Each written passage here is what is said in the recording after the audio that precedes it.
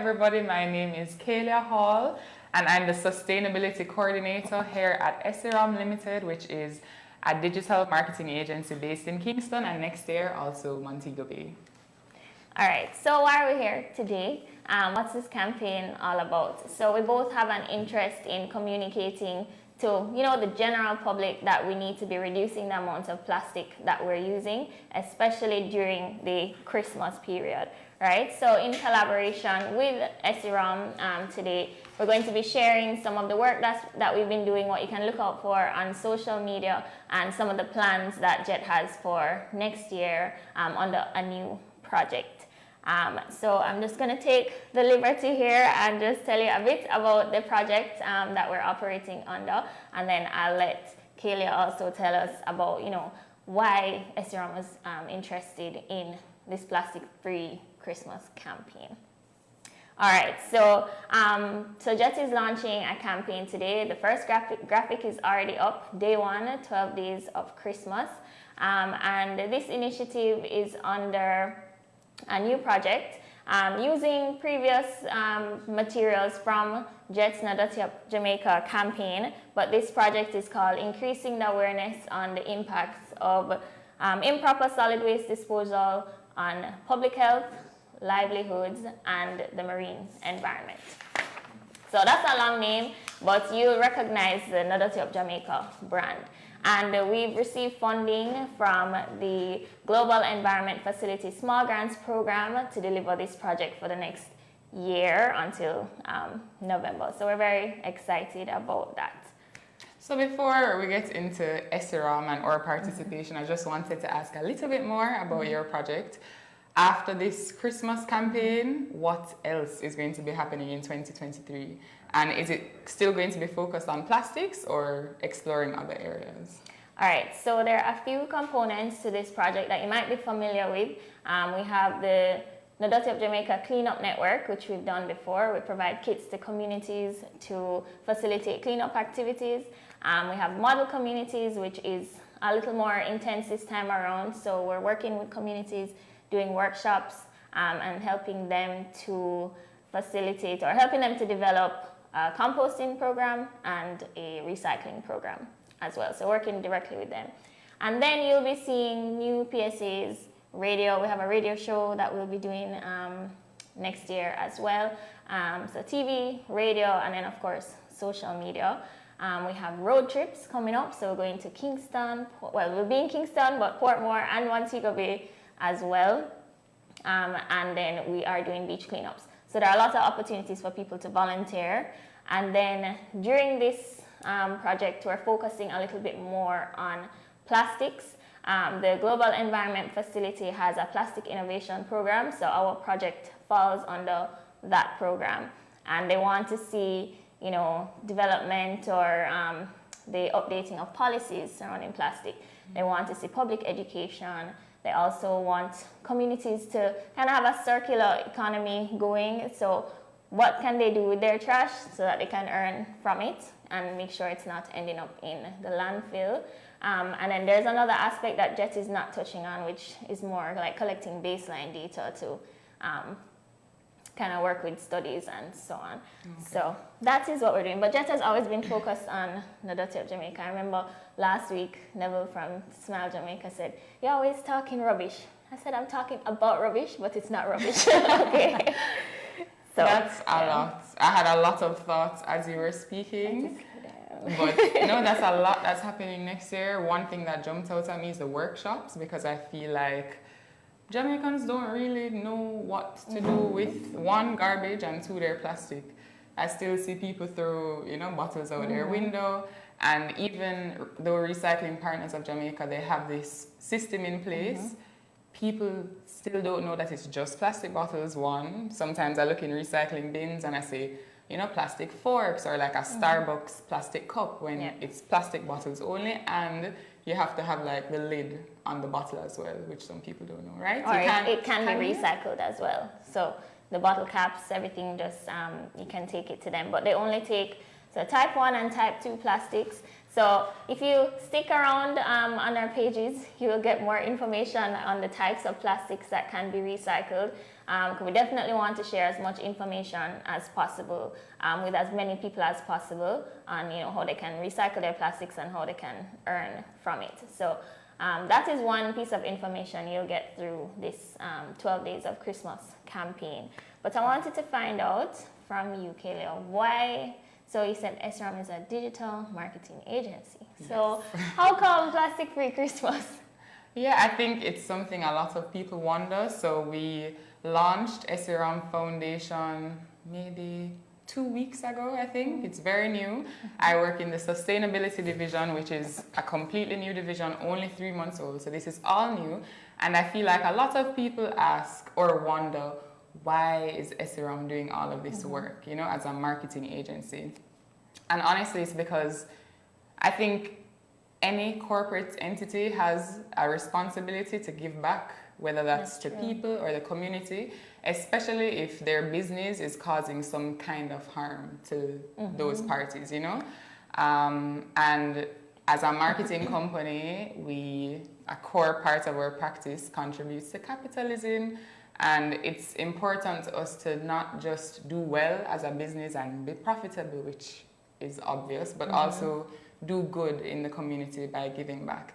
And we specifically choose to focus on sustainability initiatives because climate change is so important, people. It's a term we hear all the time.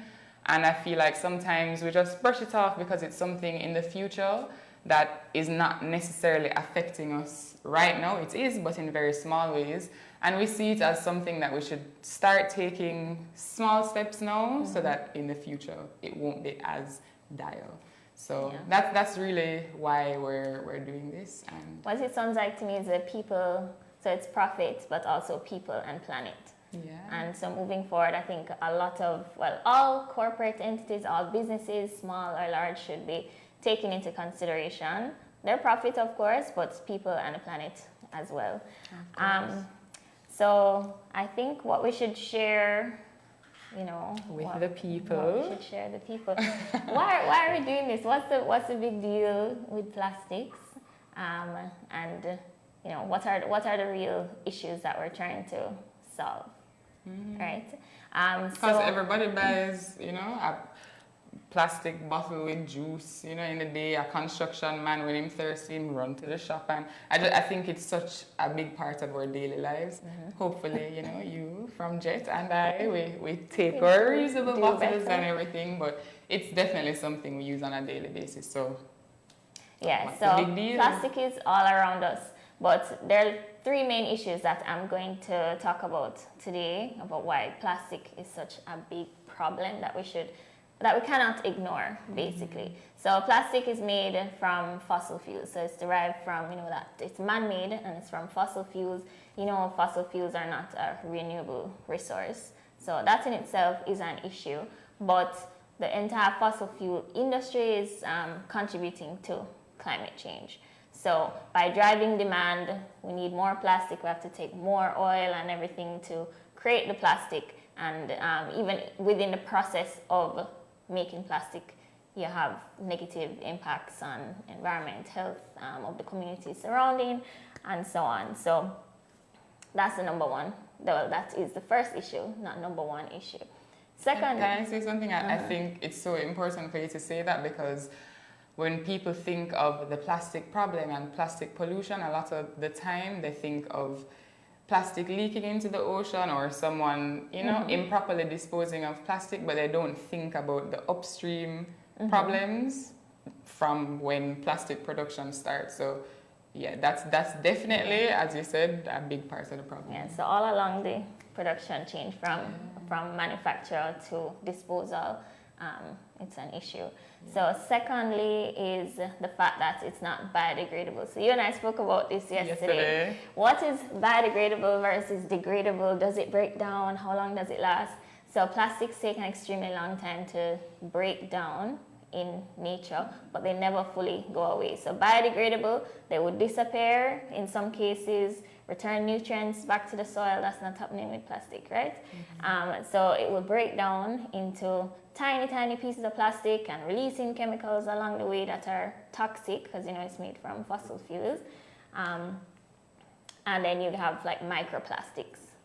So that is another issue, but it doesn't fully break down, which means it just persists in the environment. You see it in the gullies, you see it in the ocean. Beach cleanup, #1 collected item since 2008. Every year we're saying the same thing. The plastic bottles, there's so many plastic bottles because they just don't go away. So they take up a lot of space. They can cause flooding when they block the drains and so on. So they're just being around for a long time is a big issue in itself. And then as they break down, they cause more problems, such as the issue with microplastics. So you want to know that when fish eat the microplastics, people catch the fish, and then we eat the fish, and then we... So then accumulation. Exactly. Yeah. So they're finding microplastics in bloodstream, people's lungs, and so on. So we don't really want that at all. Yeah. So then the third issue is that despite people's best efforts, because I know everybody out there is a perfect person in disposing their garbage, right? But the fact that a lot of the plastic that is produced becomes waste, inevitably. So, and then that waste is not taken to the dump, it's not put in the garbage, it's not, it's just out there in the environment. And so it becomes pollution, a form of pollution, and then that has negative effects. So your marine environment, it also has impacts on public health, rats and so on, the different vectors that carry diseases, malaria and all that. And then, as I had mentioned, the increased hazard and risks of drainage being blocked. So that's another big issue. And then also, more importantly, well, not more importantly, but it's important as well. So we are part of the environment. It benefits us. We have to take care of it. And it impacts our livelihoods. So, the fisherman who is there catching fish, but the nurseries for the fish are being smothered in plastic, like the mangroves. So that impacts the fish stock that's there. And then so Jet has recently done a project on fishing gear that's been discarded or lost, and it's called ghost gear. So that also keeps fishing or ghost fishing, so that impacts the fish stocks as well. And that's a form of plastic pollution, the fishing gear, the lines, the nets, all those flotation devices and so on, they just become garbage when they're lost. So that's we visited Kingston Harbour the other day. I don't know if you saw the reels on our page. And Trevor, a fisherman, took us out on his boat and, was just telling us about his experience on the water. Environmental cleanup guy. Yes, I'm an environmental cleanup guy. You guys can go and watch the reel at Esirom Foundation. But yeah, he was telling us about how plastic impacts his business and, as he said, livelihood, because destroying an entire ecosystem is going to mean like a lower population of certain species, and so whatever they used to catch and sell before, now they're catching less of that and they make less money. But then also, as you said, it's in the food chain, so we love fish, everybody love go hell show, but it's just something to be conscious of, that it's in our food as well. It really affects so many different areas. And I think we like to feel good about recycling, but I'm recently learning about all of this. Lauren is my little teacher. She taught me the difference between something that just degrades and decomposes and something that is biodegradable, as she was mentioning before.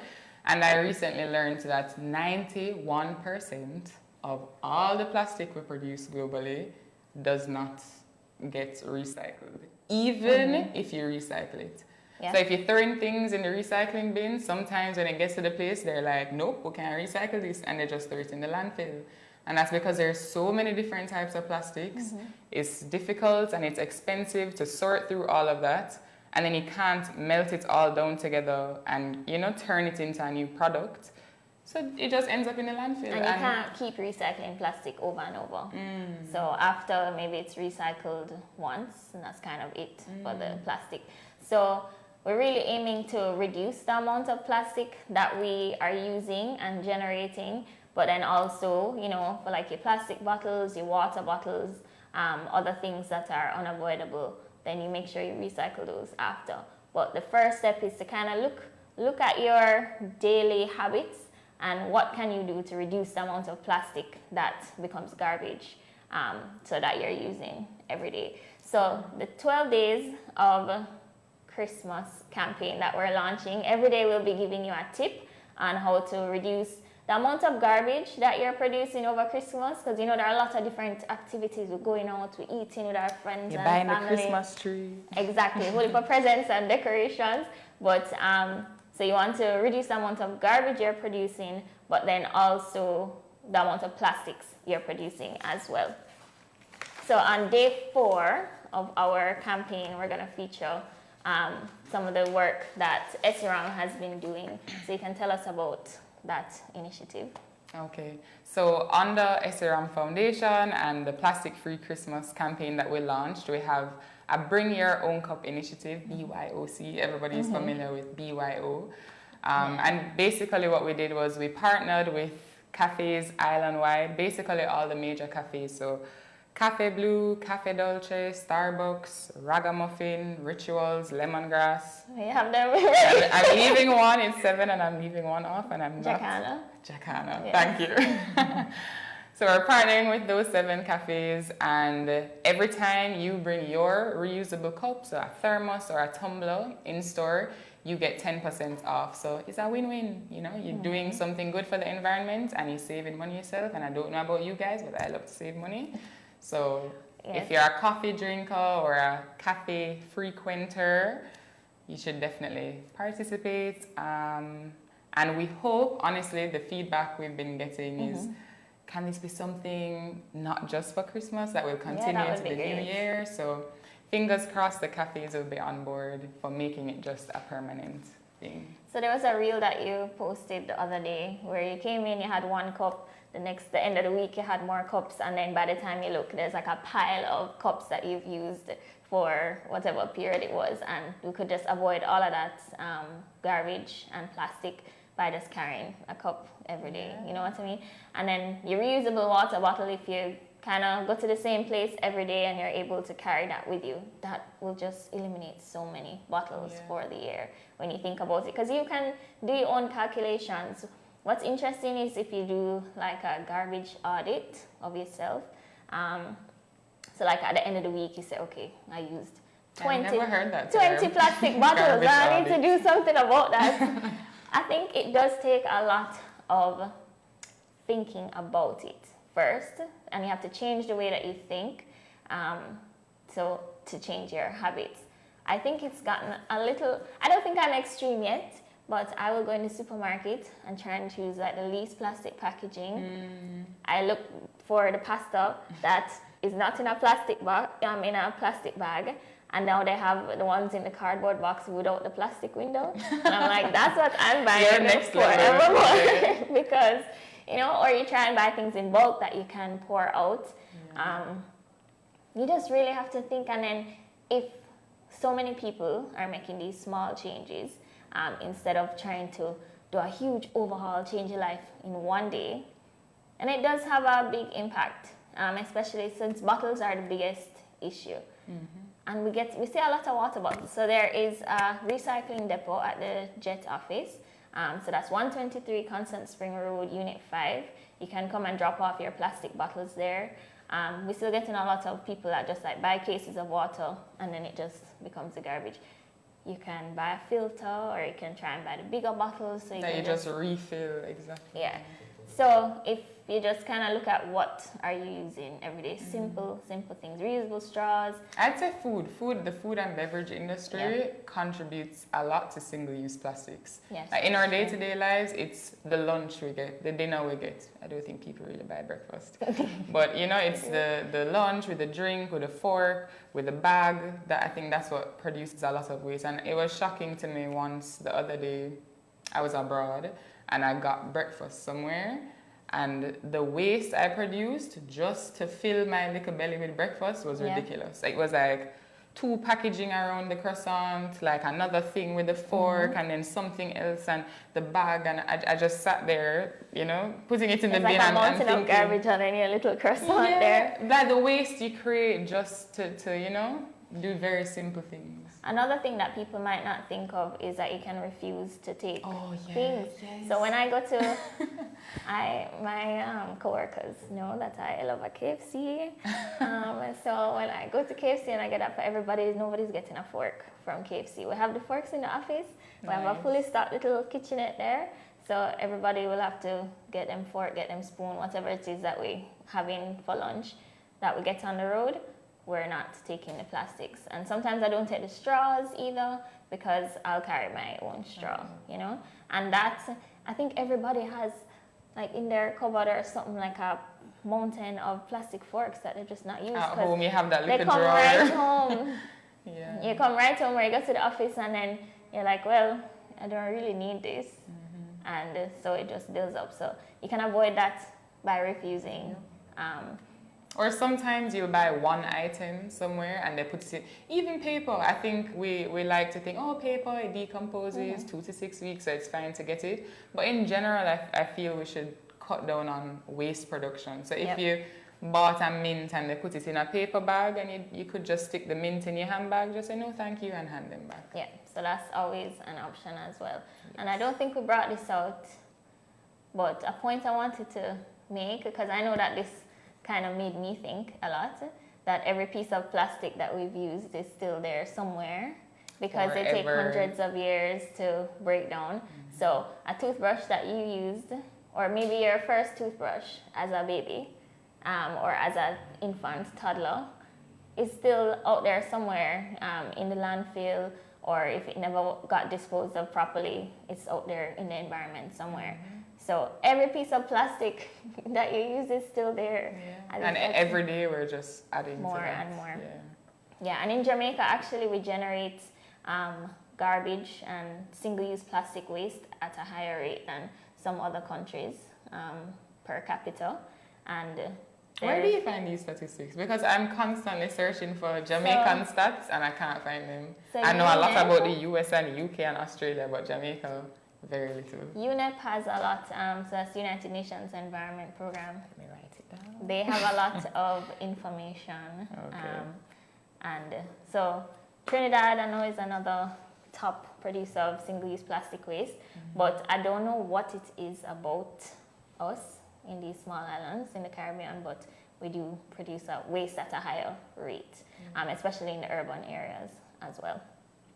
So all of these tips we'll have on our page. So we are doing our 12 days of Christmas. They've been posting reels. They have your bring your own cup initiative. So you might see us repost each other's content. So we're just trying to push it to as many people as we can. So the Nadati of Jamaica pages, we have Instagram. So you're here at Nadati of JA. Nadati of Jamaica, sorry. Twitter is at Nadati of JA, and then we have a Facebook page, Nadati of Jamaica. And your pages? On Instagram, you can find out more about the foundation, so all things sustainability related, at Esirom Foundation. The business page is just at Esirom. And we have a Facebook page, Esirom Foundation, and you can visit byocjamaica.com to find out more information about that specific campaign. We're new, so information will be coming out with time. Great. So if you have any questions, you can send them to any of our social media pages and we can answer them. But we are wrapping up now. We don't want to keep you too long until lunchtime.